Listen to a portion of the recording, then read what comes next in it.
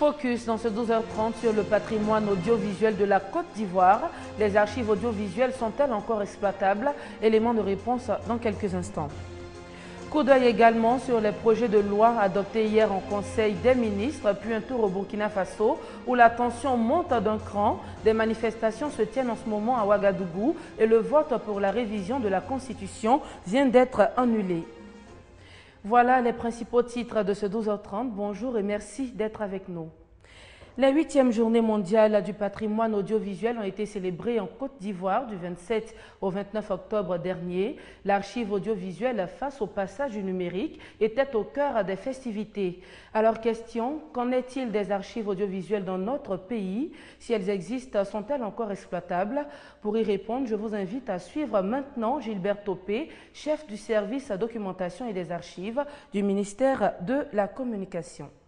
De façon générale, nous avons une grande partie de nos ressources, des archives audiovisuelles qui sont détenues par la RTI, mais des études ont également démontré qu'une partie importante est également détenue par des particuliers ou même par des structures qui existent ici et là.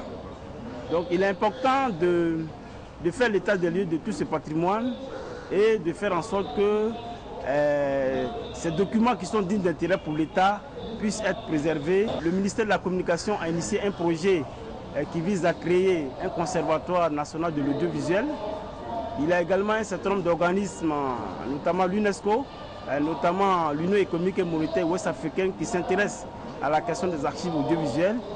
Il est question de travailler ensemble et faire en sorte que ce projet puisse phagocyter toutes ces archives qui sont détenues, je le disais tantôt, par la RTI et par toutes les structures, par des particuliers. C'est à partir de l'an 2000 que les premiers supports ont commencé à être sur support numérique. Tous les documents que nous avons produits avant cette période sont encore à l'étape analogique, malheureusement.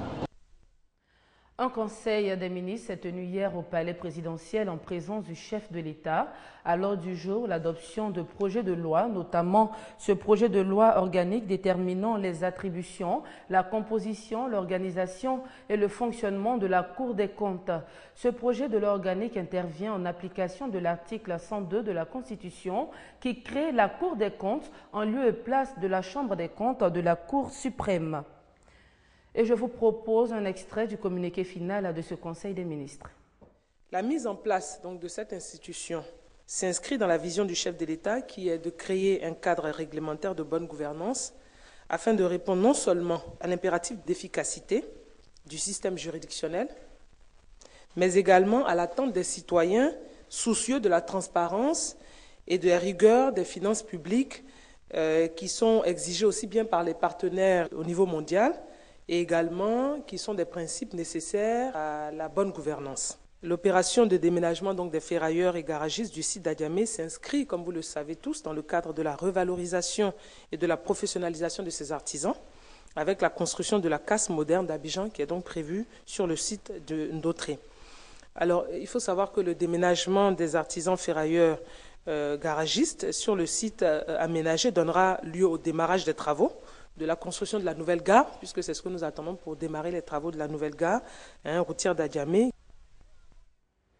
Rendons-nous maintenant à Boisflé, où 80 agents techniques des eaux et forêts ont été présentés aux autorités de la ville, réunis au sein de la promotion Ahmed Bakayoko, du nom du ministre d'État, ministre de l'Intérieur et de la Sécurité. Ces agents ont été appelés à redoubler d'ardeur dans la protection et la préservation du patrimoine naturel. Ce sont 80 agents techniques des eaux et forêts, tout emploi et grades confondus, qui composent la deuxième session de stagiaires de la formation militaire commune de base qui effectuent leur sortie. Ces agents ont pour mission la surveillance et le contrôle du patrimoine forestier, la gestion durable des forêts, l'amélioration du cadre de vie et de la préservation de l'environnement, la gestion durable et la protection des ressources en eau, la protection de la faune et de la flore, l'aménagement et la gestion des aires protégées. Mission à la fois exaltante et délicate qui requiert une formation rigoureuse, formation axée sur le combat sans armes, les ordres serrés, la transmission, le tir, la topographie, le secourisme. Ces agents ont choisi un chemin dans la vie, mais également un modèle à suivre. promotion s'appellera promotion Ahmed Bakayoko et le parrain, le ministre d'État, ministre de l'Intérieur et de la Sécurité. Pilier indispensable de la protection des ressources naturelles à conserver pour les futures générations, le colonel Amani Deni a invité la promotion sortante à la loyauté et à l'intégrité, à l'image de leurs parrains. Pour parrainer cette nouvelle cérémonie, le ministre démontre l'intérêt tout particulier qu'il accorde à la formation, à la protection des ressources naturelles que sont la forêt, la faune et les ressources en eau. Quelles que soient les missions à vous confier, ayez en permanence et pour boussole le souci d'impacter votre environnement, de faire honneur à votre parrain et à votre promotion et ensuite à votre pays tout entier. Après le baptême de la promotion, le défilé pour clore la cérémonie. C'était un reportage de Kwadio Kwame, le confrère de RTI Boaké. Nouvelle rentrée solennelle pour l'Académie des sciences, des arts, des cultures d'Afrique et des diasporas africaines. Il s'agit du démarrage effectif des activités de cette société savante indépendante. Au cours de cette cérémonie, les membres de l'ASCAD ont opté pour une conférence-débat sur le thème « Système éducatif et développement ». On fait le point avec Konaté Moussa et Franck Kwadio. Après une année académique riche en activités, l'heure est au bilan et perspectives pour l'ASCAD, Académie des sciences, des arts et cultures d'Afrique et des diasporas africaines. La société savante indépendante effectue sa rentrée solennelle, top départ des activités 2014-2015. Nous avons réfléchi sur le problème de l'environnement qui nous paraissait un problème essentiel pour le développement de la Côte d'Ivoire. Nous sommes allés voir le Banco. Ensuite, nous sommes allés faire une étude à Lamto, qui a une réserve écologique très importante qui se trouve à la pointe du V-Baoulé. Cette rentrée solennelle, c'est le grand départ des activités de l'Académie.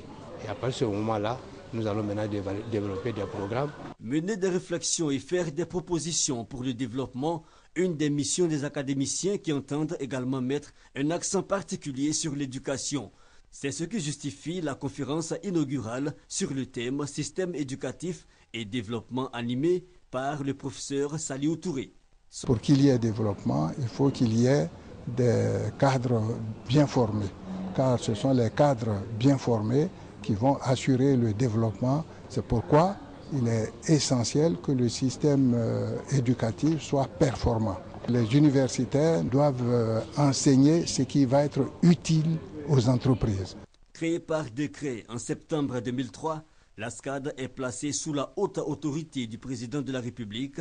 Elle est composée de scientifiques, de philosophes, d'écrivains, de créateurs et d'inventeurs. Un mot de culture avant d'aborder l'actualité internationale. Vous le savez certainement, nous sommes de plein pied dans la Bissa. C'est le 5e jour de festivité aujourd'hui. Mais avant, revenons sur la 3e journée qui a été marquée par la sortie du roi Nanon à Montanoé. Plusieurs personnalités administratives et politiques ont assisté à cette première sortie. Les détails de notre envoyé spécial à Grand Bassam, Herman Niamia. La première sortie du roi Nana Montanoé en ce nouvel an chez l'Enzima Kotoko, c'est la famille Mvavile, dépositaire de la Bissa, qui est allée le chercher au palais royal accompagné de la famille Mafele, sa famille sœur. Et comme l'exige la tradition en pareille circonstance, ce sont les commis ou prêtres traditionnels qu'est revenue la tâche d'invoquer les mânes des ancêtres afin que ceux-ci leur accordent leur bénédiction. Les rituels terminés, le roi Nana Montanoé peut se diriger à la place Abissa, précédé de la reine-mère.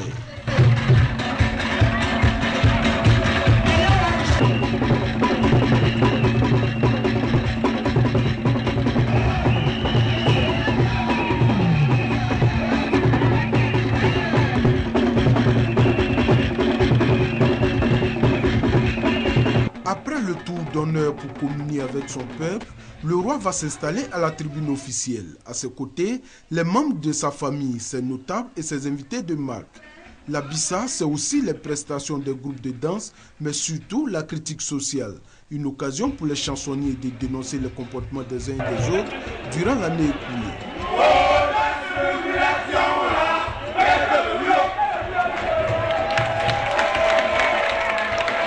Pour clore la la journée en beauté, les différentes forces vives Nzima sont venues prester devant leur héros.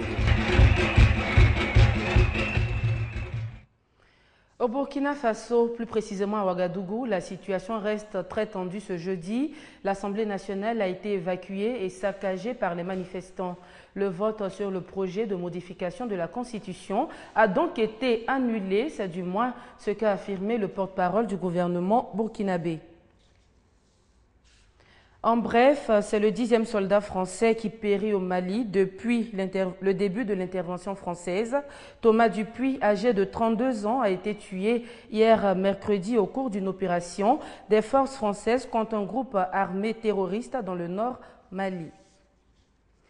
L'actualité à l'international, c'est aussi la fièvre à virus Ebola qui a fait près de 5000 morts dans le monde.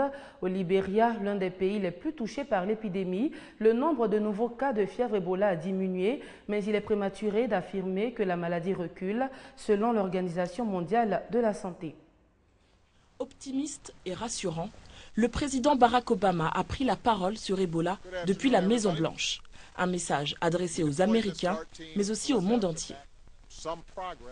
Il y a des progrès au Libéria et les infrastructures se construisent grâce à l'incroyable travail et au dévouement d'Américains qui ouvrent la voie en aidant le Libéria, la Guinée et la Sierra Leone. Des informations positives rapportées par l'ambassadrice américaine à l'ONU. Pendant sa tournée dans les 3 pays les plus touchés par l'épidémie, comme ici en Sierra Leone, elle a pu constater des progrès. Les équipes sanitaires sont maintenant à plus de 95% de victimes enterrées en toute sécurité en 24 heures. Ce taux était de 30% il y a 5 jours. Constat positif aussi au Libéria, où le nombre de corps collectés est en baisse. La présidente libérienne appelle donc la communauté internationale à reconnaître ses efforts et à poursuivre la mobilisation.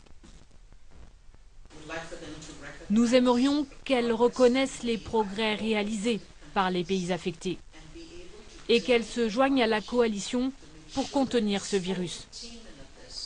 Un appel relayé par le secrétaire général de l'ONU, Ban Ki-moon, depuis le siège de l'Union africaine à Addis Abeba. Si la lutte contre Ebola en Afrique de l'Ouest commence à porter ses fruits, l'OMS tempère et rappelle que le nombre de cas reste sous-évalué. L'Organisation mondiale de la santé a approuvé les premiers tests d'un vaccin qui commenceront cette semaine en Suisse. Les premiers résultats sont attendus en décembre. C'est sur ces informations que s'achève ce 12h30. Merci de votre attention. Excellent début d'après-midi à tous.